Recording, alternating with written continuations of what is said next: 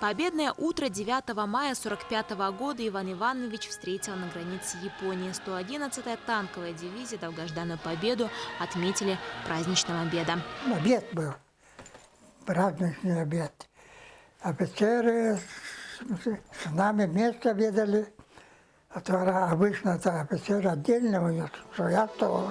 Ковал победу Иван Иванович на фронте и в тылу. До призыва он помогал отцу на охоте. Вместе с родного Мигино-Кангаласского района они преодолевали 100-километровые расстояния на оленях. Якутская жизнь была тяжела, продуктов не было, хлеб давали, там 400 грамм в день. Отец был охотником, промысловиком. Вот.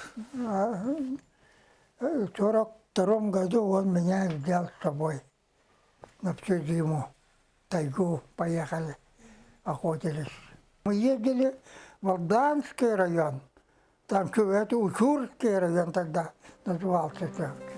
После окончания войны в родную Якутию Иван Иванович вернулся лишь в 1947 году. Закончил курсы фельдшера, а в 1968 году решил поступить в медицинский институт. В возрасте 34 года.